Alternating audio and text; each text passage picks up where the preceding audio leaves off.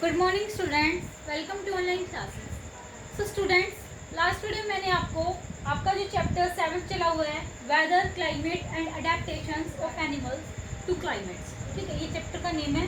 तो last video में मैंने आपको क्लाइमेट के बारे में बताया था कि जो क्लाइमेट होता है वो क्या होता है, एवरेज कंडीशंस होती हैं, टेम्परेचर को मिला के, रेनफॉल, ह्यूमिडिटी, ठीक है, इन सारी चीज़ें को मिला के क्या बोलते हैं हम कि यहाँ की क्लाइमेट कैसी है, ठीक है, ऐसा बोला जाता है। तो क्लाइमेट है किसी भी प्लेस का, वो डिपेंड होता है कुछ फैक्टर्स पे। ये हम आज का टॉपिक पढ़ेंगे। सबसे पहला है, पेज नंबर आप 100 पे निकाल लीजिए। सबसे पहले है बच्चे, distance from the sea. Distance from the sea, कि जो सी से डिस्टेंस है वो कितना है, या फिर सी को हम वाटर बॉडीज भी बोल सकते हैं। तो देखते हैं क्या लिखा गया बुक में। The sea affect the climate of a place. जो सी है वो अफेक्ट करता है किसी भी प्लेस के क्लाइमेट को। Coastal areas are cooler and wetter than inland area. जो कोस्टल एरियाज होते हैं, जो तटीय क्षेत्र होते हैं, वो क्या होते हैं, ज़्यादा ठंडे होते हैं। मीन्स जो अगर समुद्र के पास का एरिया है वो ज़्यादा ठंडा होगा बजाय कि जो उससे ज़्यादा दूर है, ठीक है, जो इनलैंड एरियाज है। Clouds are formed when warm air from the inland areas meets cool air from the sea.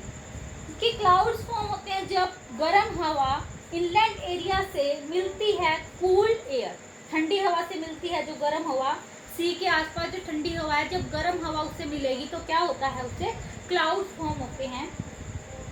Temperature जो होता है सेंट्रल पार्ट ऑफ किसी भी महाद्वीप का, जो बीच का हिस्सा होता है, सेंट्रल पार्ट होता है, वहाँ का जो टेम्परेचर है बच्चे वैरी करता है over a long large reach.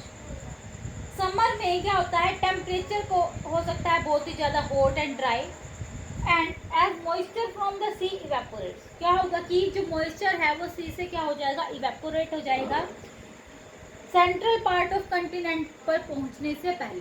तो जो डिस्टेंस है सी से वो भी क्या करता है, फैक्टर पे क्या होता है, डिपेंड करता है, ठीक है। क्लाइमेट किसी भी प्लेस का जो डिस्टेंस है सी से वो क्या होता है, उससे उसका भी बहुत ज़्यादा अफेक्ट होता है उससे। तो जो क्लाइमेट है किसी भी प्लेस। उसके बाद ओशियन करंट, क्या दिया गया next factor, ocean current. Continent का मीनिंग लिख सकते हो आप, महाद्वीप। ओशन करंट क्या होती है, महाधारा होती है, जो महासागर की धारा होती है उसको बोला जाता है। द ओशन करंट इंक्रीज और डिक्रीज टेम्परेचर। ओशन करंट क्या होता है कि जो टेम्परेचर के अंदर इंक्रीज हुआ, मीन्स इंक्रीज का मतलब अगर ज़्यादा हो गया टेम्परेचर, या फिर डिक्रीज हो गया मीन्स कम हो गया, तो वो क्या होते हैं, ओशियन करंट होते हैं। When ocean current make the climate warm and wet, cool ocean current make the climate colder and dry. जब जो ocean current है, warm air, जो गर्म हवा है, वो क्या करेगी, क्लाइमेट को गर्म और वेट बना देगी, गीला बना देगी। जबकि जो कूल ओशन करंट है, वार्म ओशन करंट, तो क्या कर देगी, क्लाइमेट को वार्म और वेट बनाएगी। और जो कूल ओशन करंट है वो क्या करेगी, क्लाइमेट को कोल्ड बना देगी, कोल्डर बना देगी और ड्राई बना देगी, सूखा बना देगी और ठंडा बना देगी, ठीक है। उसके बाद है third factor, direction of prevailing wind. क्या है next factor, direction of prevailing wind, ठीक है, विंड कि जो डायरेक्शन है, दिशा है प्रचलित हवा की, वो कैसी है। क्या लिखा गया है, the direction of the prevailing winds from the sea या ocean side bring rain to the coastal areas and dry weather to inland areas. कि क्या बोला गया है, जो डायरेक्शन है प्रिवाइलिंग विंड की, सी या फिर ओशियन से, ओशन के साइड जो तटीय क्षेत्र है वहाँ पे क्या हो जाएगी, ज़्यादा बारिश होगी, ठीक है। और ड्राई कहाँ पे होगी, जो ज़्यादा क्या होंगे, इनलैंड एरियाज होंगे, जो समुद्र से ज़्यादा दूर होंगे, ठीक है। उसके बाद उससे क्या होगा, जो क्लाइमेट है एरियाज का सी के पास वो कैसा रहेगा, मॉडरेट रहेगा। मॉडरेट मीन्स मीडियम रहेगा, ठीक है। उसके बाद है बच्चे नेक्स्ट फैक्टर माउंटेन्स। क्या है नेक्स्ट फैक्टर? माउंटेन्स। माउंटेन्स या फिर हम बोल सकते हैं एल्टीट्यूड, क्या बोल सकते हैं? एल्टीट्यूड, ठीक है। ये भी एक फैक्टर है। तो माउंटेन्स आपको पता है कि पहाड़ होते हैं, और एल्टीट्यूड हम ऊंचाई को बोलते हैं। Climate is also affected by mountains. तो क्लाइमेट किससे अफेक्ट होता है? माउंटेन्स से भी इफेक्ट होता है बच्चे। माउंटेन्स क्या करते हैं? ज़्यादा रेनफॉल रिसीव करते हैं निचले इलाकों से। लो लाइंग एरियाज क्या होते हैं? जो निचले इलाके होते हैं उनसे क्या करते हैं बच्चे? ज़्यादा रिसीव करते हैं रेनफॉल। मीन्स माउंटेन्स पे क्या होती है? ज़्यादा बारिश होती है, क्योंकि जो टेम्परेचर है माउंटेन के टॉप पे वो क्या होता है? बहुत ही कम होता है। अगर हम टेम्परेचर देखें सी लेवल पे, जो सी लेवल पे है वो टेम्परेचर क्या होगा? कम होगा एज कंपेयर अगर हम करें माउंटेन्स के टॉप पे, ठीक है। तो वहां पे क्या होगी? ज़्यादा बारिश होगी। इसी वजह से that is why you often see snow on the top of the mountains all year round. इसी वजह से आप क्या देखते हो कि जो सी पे क्या है? ज़्यादा स्नोफॉल होती है। हम अक्सर ये देखते हैं पूरे के पूरे साल। The higher the place is above sea level, the colder it will be. अगर हाइयर प्लेस होगा मीन्स पहाड़ क्या है? ऊंचे होते हैं। अगर हम क्या करेंगे? पहाड़ों पे ज़्यादा ऊंचा ऊंचा चढ़ते जाएंगे तो वहाँ पे जो सी के लेवल से अगर ज़्यादा ऊंचा होगा तो वहाँ की जो टेम्परेचर होगा वो कम होगा और कोल्डर होगा, ठीक है। वहाँ पे ज़्यादा ठंड होगी। इसी वजह से एल्टीट्यूड अगर हम इंक्रीज करते हैं, ऊंचाई पे अगर हम जाते हैं तो एयर क्या हो जाती है? बहुत ही थिन हो जाती है, थिनर हो जाती है, पतली हो जाती है, और एब्जॉर्ब करती है कुछ अमाउंट ऑफ हीट। क्या करती है? वहाँ पे जाके वो कुछ अमाउंट ऑफ हीट को एब्जॉर्ब करती है, ठीक है बच्चे। उसके बाद क्या है? Distance from the equator. क्या है next factor? Distance from the equator. अब डिस्टेंस फ्रॉम द इक्वेटर में क्या बोला गया? इक्वेटर का मीनिंग क्या होता है बच्चे? भूमध्य रेखा। भूमध्य रेखा से जो दूरी है, डिस्टेंस फ्रॉम द इक्वेटर, वो भी क्या करती है? क्लाइमेट को अफेक्ट करती है। और क्या बोला गया? लैटिट्यूड। लैटिट्यूड को बच्चे हिंदी में बोलते हैं अक्षांश। क्या बोला जाता है? अक्षांश। आप ये सारी बातें इक्वेटर वगैरह ये ऐसे में पढ़ते होंगे। जो डिस्टेंस है इक्वेटर से वो भी अफेक्ट करता है क्लाइमेट ऑफ प्लेस को। जो इक्वेटर है वो क्या करेगा? ज़्यादा सनलाइट को रिसीव करता है। इक्वेटर जो भूमध्य रेखा है वो क्या करती है? ज़्यादा सनलाइट को रिसीव करती है then anywhere else on the earth. Earth के किसी भी सरफेस पे से ज़्यादा कहाँ पे? जो इक्वेटर पे है वो क्या करेगी? ज़्यादा सनलाइट को रिसीव करेगी। इसी वजह से जो पोजीशन होती है, क्योंकि क्या होता है? इक्वेटर पे जो सन क्या होता है? बिल्कुल क्लोज होता है, और वो ज़्यादा सनलाइट को इक्वेटर एब्जॉर्ब रिसीव करती है। इक्वेटर क्या होता है? हॉट होता है, क्योंकि वहाँ पे सन की जो रे है वो फॉल करती हैं निचले एरिया से। क्या करती हैं? वहाँ पे इक्वेटर पे ज़्यादा सन की रे, सनलाइट को ज़्यादा सन की जो रेज हैं वो क्या करेंगी? इक्वेटर उसको रिसीव करेगा ज़्यादा। इसी वजह से इक्वेटर क्या होता है? हॉट होता है। और जो it is cooler at the north and south pole as the sun rays fall on the wider area. ये ठंडक कहाँ पे होता है? जो नॉर्थ और साउथ पोल होते हैं, बुक में आप देख सकते हो नॉर्थ पोल और साउथ पोल दिखा रखे हैं। वहाँ पे क्या होता है कि कूलर होता है, ज़्यादा जो क्लाइमेट है वहाँ पे ठंडा होता है, कूलर होता है, क्योंकि वहाँ पे क्या है? वाइडर एरियाज होते हैं, चौड़े एरियाज होते हैं वो। एट लास्ट हमारा जो फैक्टर है वो क्या है कि जो डिस्टेंस है, जो नेचुरल वेजिटेशन है वो भी क्या अफेक्ट करती है क्लाइमेट ऑफ प्लेस को? Natural vegetation. नेचुरल वेजिटेशन को बच्चे हिंदी में बोलते हैं प्राकृतिक वनस्पति। क्या बोला जाता है? प्राकृतिक वनस्पति। अब देखते हैं इसमें क्या लिखा गया बुक में। देखिए, forested and wetland areas contribute to the atmospheric pressure through transpiration leading to formation of clouds. Areas without vegetation experience less rainfall. कि जो फॉरेस्ट और वेटलैंड एरियाज होते हैं, फॉरेस्टेड और वेटलैंड एरियाज होते हैं, वो क्या करते हैं, एटमॉस्फेरिक प्रेशर को ज़्यादा कंट्रीब्यूट करते हैं ट्रांसपीरेशन की प्रोसेस के द्वारा। ट्रांसपीरेशन में क्या होता है, भाप का निकास होता है, जिससे क्या होता है कि क्लाउड्स की फॉर्मेशन होती है, जिसमें क्या है, जो एरियाज विदाउट वेजिटेशन है वहाँ पे क्या होगी, कम रेनफॉल होगी। वेजिटेशन मीन्स वनस्पति, जहाँ पे पेड़ पौधे कम होंगे वहाँ पे बारिश भी क्या हो जाती है बच्चों, कम होती है वहाँ पे उन एरियाज में, ठीक है। उसके बाद हमारा जो टॉपिक है नेक्स्ट वो है ह्यूमन एक्टिविटीज अफेक्टिंग क्लाइमेट। क्या टॉपिक है हमारा next, human activities affected climate. तो नेक्स्ट टॉपिक करते हैं बच्चे हम। तो क्लाइमेट ऑफ प्लेस, क्लाइमेट है किसी भी प्लेस का, वो डिपेंड कौन कौन से फैक्टर पे करता है, हमें पता लग गया। Distance from the sea, ocean current, direction of prevailing wind, mountains, distance from the equator या फिर एल्टीट्यूड भी बोल सकते हैं इसको, सॉरी लैटिट्यूड, एंड लास्ट में नेचुरल वेजिटेशन। अब है हमारा नेक्स्ट क्या चीज, ह्यूमन एक्टिविटीज अफेक्टिंग क्लाइमेट। इसी में है कि जो ह्यूमन एक्टिविटी है वो भी क्या करती है, अफेक्ट करती है क्लाइमेट को। ह्यूमन एक्टिविटीज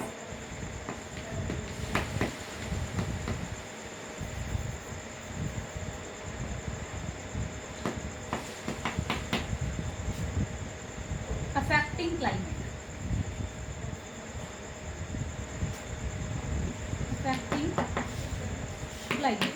ह्यूमन एक्टिविटी है वो भी क्या करेंगी बच्चों, क्लाइमेट को अफेक्ट करती है। कैसे करती है देखते हैं, बुक में देखिए। Human activity also affect climate, some of them are described below. Large scale cutting of trees, अगर क्या हो जाए, ह्यूमन एक्टिविटी में ये पॉइंट है कि अगर लार्ज स्केल पे कटिंग हो जाए ट्रीज की तो क्या हो जाएगी, उससे भी क्लाइमेट क्या होता है बच्चे, अफेक्ट होता है। तो इसमें लिखते हैं large scale cutting of trees, large scale पे अगर कटिंग हो जाए ट्रीज की, कटिंग ऑफ ट्रीज। तो इसमें देखिए क्या लिखा गया है, trees take up carbon dioxide and produce oxygen during photosynthesis. ये तो हमें पता ही है कि जो फोटोसिंथेसिस की प्रोसेस होती है उसमें क्या करते हैं, जो प्लांट्स होते हैं वो कार्बन डाइऑक्साइड लेते हैं और ऑक्सीजन को क्या करते हैं, रिलीज करते हैं, मीन्स छोड़ते हैं। Large scale cutting of trees will result in an increased amount of carbon dioxide in the atmosphere. अगर क्या होगा, लार्ज स्केल पे कटिंग हो जाएगी ट्रीज की तो उससे क्या हो जाएगी, जो अमाउंट क्या ले रहे थे, कार्बन डाइऑक्साइड की अमाउंट जो प्लांट्स ले रहे थे वो क्या हो जाएगी, बढ़ जाएगी। क्योंकि अगर प्लांट्स को कट कर दिया तो प्लांट्स क्या कर रहे थे, कार्बन डाइऑक्साइड को लेते। अब अगर प्लांट्स को ही कट कर रहे हैं हम तो कार्बन डाइऑक्साइड भी क्या रहेगी, वैसे की वैसी पड़ी रहेगी और उससे क्या होगा बच्चे, अमाउंट है जो कार्बन डाइऑक्साइड की वो इंक्रीज हो जाएगी एटमॉस्फेयर के अंदर, और जो इंक्रीज कार्बन डाइऑक्साइड है एटमॉस्फेयर के अंदर वो इंक्रीज कर देगी एटमॉस्फेरिक टेम्परेचर को। एटमॉस्फेयर में जो टेम्परेचर है उसको क्या कर देगी, एटमॉस्फेरिक प्रेशर को, टेम्परेचर को इंक्रीज कर देगी। अगर इंक्रीज हो गई कार्बन डाइऑक्साइड की अमाउंट, और उससे क्या होगी, ग्लोबल वार्मिंग होगी। ग्लोबल वार्मिंग क्या होगी कि टेम्परेचर के अंदर इंक्रीज हो जाता है। टेम्परेचर के अंदर क्या होता है, ग्लोबल वार्मिंग में पृथ्वी का जो तापमान है बच्चे वो बढ़ जाता है, ठीक है।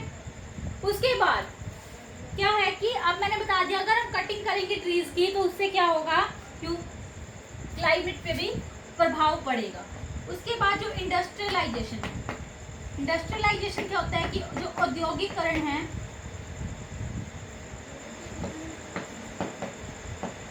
वो भी क्या करता है, क्लाइमेट को अफेक्ट करता है। कैसे करता है देखते हैं। Heavy industrialisation, transportation of goods etcetera consume very large quantities of fossil fuel.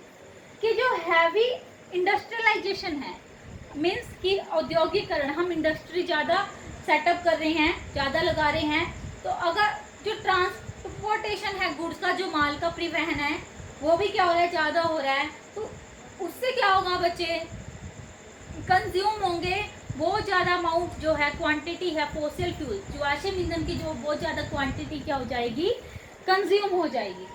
और जो यूज़ है फॉसिल फ्यूल्स का वो वेरी रिस्पॉन्सिबल है किस चीज़ के लिए, इंक्रीज कार्बन डाइऑक्साइड एटमॉस्फेयर में। अगर हम फॉसिल फ्यूल्स का ज़्यादा से ज़्यादा यूज़ करेंगे तो उससे क्या होगा, कार्बन डाइऑक्साइड की अमाउंट क्या होगी एटमॉस्फेयर के अंदर, इंक्रीज हो जाएगी, मीन्स बढ़ जाएगी, ठीक है। और उससे एसिड रेन या फिर एयर वाटर और सॉइल पॉल्यूशन कॉज होगा, एयर वाटर और सॉइल पॉल्यूशन उससे कॉज हो जाएगा, क्योंकि कार्बन डाइऑक्साइड की अमाउंट बढ़ जाएगी और उससे जो क्या है क्लाइमेट भी क्या हो जाएगा, अफेक्ट हो जाएगा। तो ये सारे जो फैक्टर्स हैं वो डिपेंड होते हैं क्लाइमेट की ऑफ प्लेस, किसी भी प्लेस के क्लाइमेट पे डिपेंड होती है, ठीक है बच्चे। उसके बाद हम पढ़ते हैं हमारा next topic climate zones of the earth, कि जो क्लाइमेट जोन्स है अर्थ के वो क्या क्या हैं।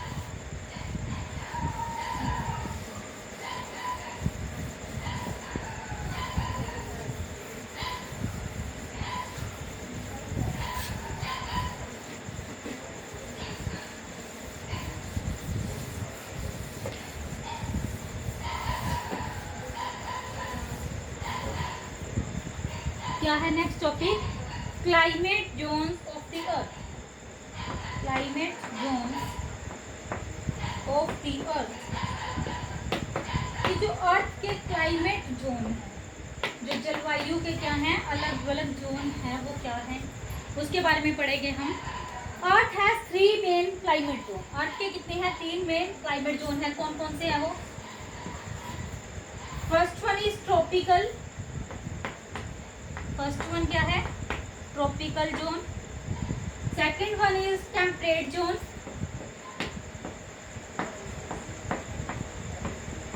And third one is polar, polar zone, ठीक है। तो ये 3 जोन है बच्चे।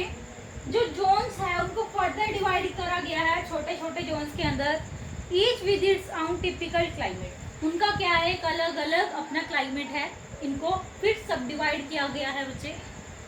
इस चैप्टर में हम क्या डिस्कस करेंगे कि जो क्लाइमेट है पोलर रीजन का, इस चैप्टर में हम जो पोलर रीजन का जो क्लाइमेट है उसके बारे में पढ़ेंगे। Desert, tropical rain forest along with their plant और एनिमल लाइफ, ये हम क्या पढ़ेंगे, पोलर रीजन, डेजर्ट के बारे में पढ़ेंगे, और ट्रॉपिकल जो रेन फॉरेस्ट उनके बारे में पढ़ेंगे कि वहाँ पे जो प्लांट्स और एनिमल लाइफ है वो कैसे होती है, ठीक है। तो सबसे पहला है हमारा पोलर रीजन, क्या है बच्चे, फर्स्ट पोलर रीजन। तो पोलर रीजन में क्या बोला गया देखते हैं। Polar regions are at high altitude, polar region किस पे होते हैं, high altitude, sorry high latitude पे, और do not receive adequate sunshine, और वहाँ पे क्या होती है जो सनशाइन है वो भी क्या नहीं होती, ज़्यादा नहीं होती, सूरज की जो किरणें हैं वो वहाँ पे नहीं पहुँच पाती। Due to this temperature is very low, अगर सूरज की किरणें वहाँ पे नहीं होंगी तो टेम्परेचर भी कैसा होगा, बहुत ही कम होगा। और वो रीजन्स है वो कवर किससे होंगे, स्नो से पूरे के पूरे साल, मीन्स वहाँ पे क्या है बर्फ जमी रहेगी पूरा के पूरे साल। कुछ कंट्रीज है जो बिलोंग करती हैं इस रीजन से, जैसे Greenland, Iceland, Sweden, Canada, Alaska USA में है, और साइबेरिया, ये सारे क्या है कुछ कंट्रीज है जो इस रीजन से बिलोंग करती हैं। वहाँ पे क्या है बहुत ज़्यादा ठंड है और टेम्परेचर भी क्या है बहुत ज़्यादा कम है, वहाँ पे सनशाइन नहीं है बिल्कुल भी, बिल्कुल कम अमाउंट में सनशाइन है, ठीक है। उसके बाद बच्चे हमारा सेकंड है डेजर्ट, क्या है नेक्स्ट, डेजर्ट। अब जो मरुस्थल है या फिर रेगिस्तान, टेम्परेचर है जो डेजर्ट में वो क्या होता है जनरली हाई होता है, क्योंकि वहाँ पे क्या है बहुत ही कम रेनफॉल होती है, ना के बराबर ही होती है वहाँ पे रेनफॉल। इसी वजह से जो डेजर्ट होते हैं वो हमें पता है कि हॉट होते हैं, बहुत ही गर्म होते हैं और बहुत ही ड्राई होते हैं, सूखे होते हैं, ठीक है। Sahara desert of Africa is the largest desert of the world, जो सहारा डेजर्ट है, एक नंबर में क्वेश्चन आ सकता है कि कौन सा डेजर्ट है, जो सहारा डेजर्ट है अफ्रीका का वो क्या है, लार्जेस्ट डेजर्ट है वर्ल्ड में लार्जेस्ट डेजर्ट कौन सा है, तो बोलेंगे डेजर्ट ऑफ अफ्रीका, कौन सा, Sahara desert. In India the western region of Rajasthan has typical desert climate, India में जो वेस्टर्न रीजन है राजस्थान का वहाँ पे क्या है टिपिकल डेजर्ट क्लाइमेट है, ठीक है। उसके बाद थर्ड है हमारा बच्चे कौन सा, ट्रॉपिकल रेन फॉरेस्ट, कौन सा है next, third tropical rain forest.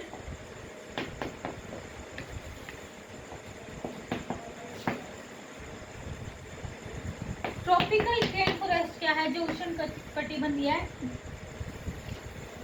Forest है, जंगल है। Rain forest are found generally near the equator. जो रेन फॉरेस्ट है वो इक्वेटर मीन्स भूमध्य रेखा के क्या होते हैं, आसपास पाए जाते हैं।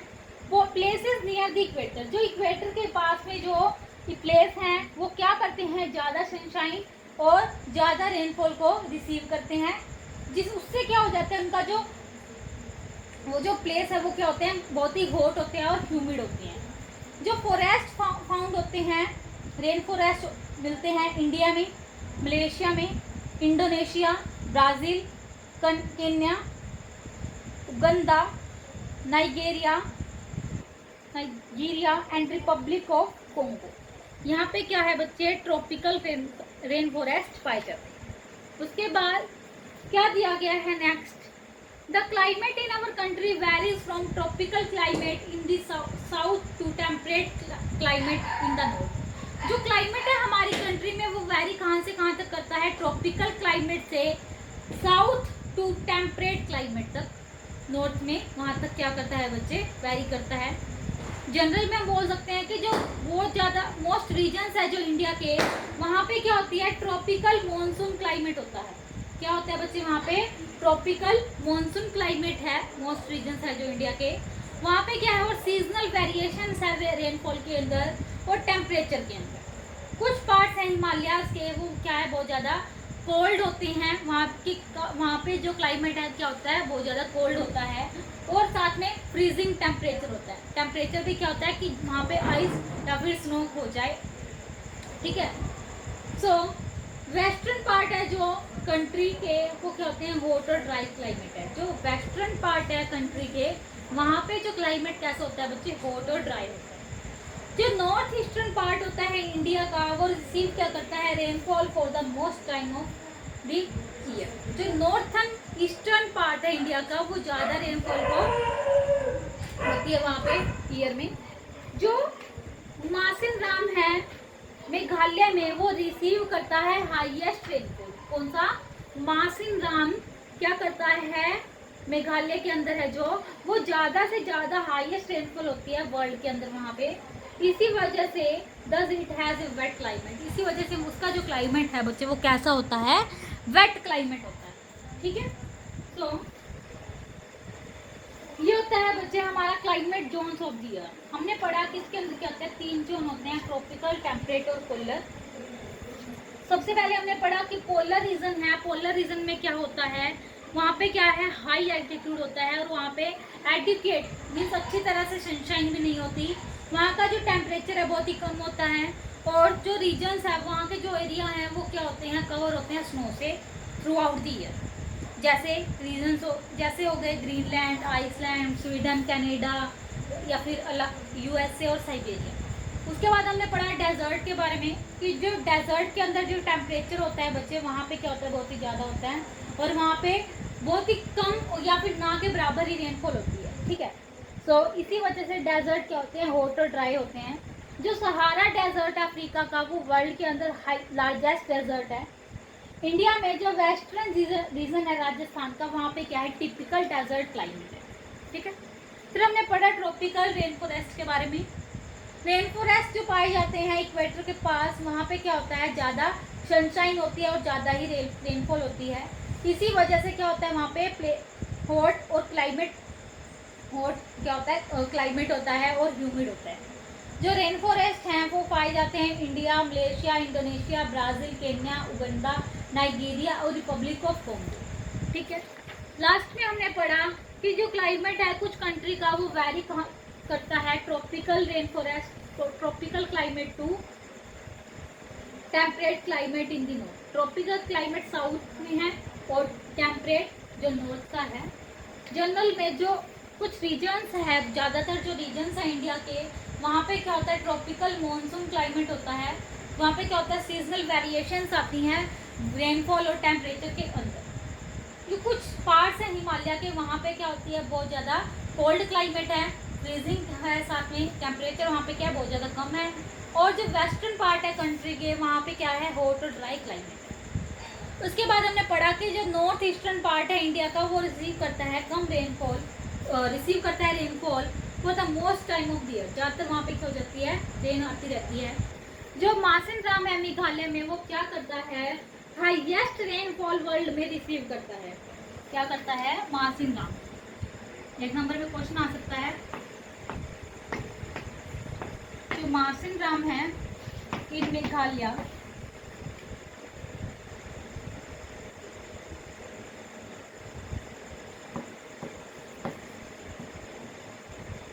मेघालय रिसीव, एक नंबर में क्वेश्चन आ सकता है बच्चे, रिसीव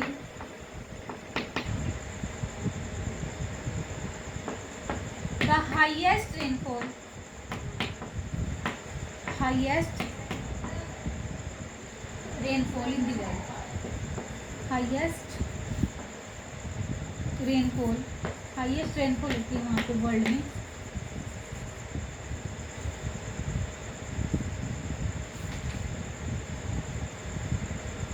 इन दी वर्ल्ड। इसी वजह से वहाँ पे जो टेम्परेचर है बच्चे, वो क्लाइमेट है वहाँ पे कैसा होता है, हमेशा वेट क्लाइमेट। कैसा होता है बच्चे वहाँ पे, वेट क्लाइमेट होता है, इसी वजह से वहाँ का। ठीक है, सो इसी के साथ हमारा जो टॉपिक है बच्चे वो भी कंप्लीट होता है। हमारा टॉपिक क्या था, कुछ क्लाइमेट जोन बताए थे मैंने जो अर्थ पे प्रेजेंट है। ठीक है, नेक्स्ट वीडियो लेक्चर बच्चे हम पढ़ेंगे क्लाइमेट और अडेप्टेशंस के बारे में। क्या क्या पढ़ेंगे हम, क्लाइमेट और अडेप्टेशंस के बारे में। सो क्लाइमेट और अडेप्टेशन के बारे में आपको मैं थोड़ा बता देती हूँ कि क्या क्या पढ़ेंगे। कि जो कुछ प्लेस होते हैं जैसे डेजर्ट, पोलर रीजन, वहाँ पे क्या होता है, क्लाइमेट बहुत ही हार्श होता है। जो हार्श वेदर कंडीशंस होती हैं, बहुत सारे ऑर्गेनिज्म को वहाँ पे लीव करने में या फिर रहने में वहाँ पे उनको मदद करती है। जो एनिमल्स होते हैं, प्लांट्स होते हैं, जो इन प्लेस पे रहते हैं, उनके क्या होते हैं, कुछ फीचर्स होते हैं जो हेल्प करते हैं उनको सरवाइव करने में, एक्सट्रीम क्लाइमेट के अंदर सरवाइव करने में। उनको क्या करते हैं, ज़्यादा वहाँ पे क्या होती है, क्लाइमेट क्या होती है, बहुत ही एक्सट्रीम लेवल पे होती है, वहाँ पे रहने में उनको हेल्प करते हैं। और उनके कुछ जो फीचर्स होते हैं, कुछ अलग से जो डेवलप कुछ फीचर्स होते हैं कि वहाँ पे उस क्लाइमेट में वो सरवाइव कर सकें, उसको क्या बोला जाता है बच्चे, अडेप्टेशंस बोला जाता है। क्या बोला जाता है, अडेप्टेशन। ठीक है, जैसे कि जो कैमल है, कैमल का क्या होता है, जो हम्प होता है वो स्टोर करता है फूड, किसकी फॉर्म में, उसके फैट की फॉर्म में क्या करता है, स्टोर करता है फूड को उसके हम्प के अंदर। कैमल जो ऊँट होता है। And hooves to walk on the desert, और जो हूव्स है उसको चलने में हेल्प करता है डेजर्ट सैंड में आसानी से। जो अडेप्टेशन है वो क्या हो सकती है, फिजिकल, जैसे कि उसका शेप और साइज है जो एनिमल बॉडी का, और उसके जो फंक्शन है, या फिर उसका जो तरीका है, या फिर जो एनिमल के साथ वो बिहेव करता है, वो क्या करते हैं वहाँ पे, जो अलग अलग होते हैं। ठीक है, इसी वजह से जो हम क्या करेंगे, इस चैप्टर में हम डिस्कस करेंगे अडेप्टेशंस के बारे में, जो एनिमल्स लीव करते हैं पोलर रीजन में और ट्रॉपिकल रेन फॉरेस्ट। ठीक है बच्चे, तो नेक्स्ट वीडियो लेक्चर बच्चे मैं आपको बताऊंगी अडेप्टेशंस इन पोलर रीजन। इसके बारे में बताऊंगी, अडेप्टेशन इन पोलर रीजन। तो अडेप्टेशन की डेफिनेशन क्या हो गई कि to develop certain features in order to survive in extreme climate is called adaptation. So इसी के साथ बच्चे हमारा जो ये वीडियो लेक्चर है ये ख़त्म होता है। नेक्स्ट वीडियो में हम करेंगे adaptations in polar region. Okay, so आज हमने क्या क्या पढ़ा बच्चे, एक बार मैं आपको बता देती हूँ कि हमने सबसे पहले पढ़ा कि जो क्लाइमेट होता है किसी भी प्लेस का, वो डिपेंड होता है कुछ फैक्टर्स से। फैक्टर्स के नाम पढ़े। फिर हमने क्लाइमेट जोन पढ़े, अर्थ के 3 टाइप के होते हैं। फिर हमने क्लाइमेट और अडेप्टेशन के बारे में मैंने आपको थोड़ा सा बताया। सो बच्चे, thank you and have a nice.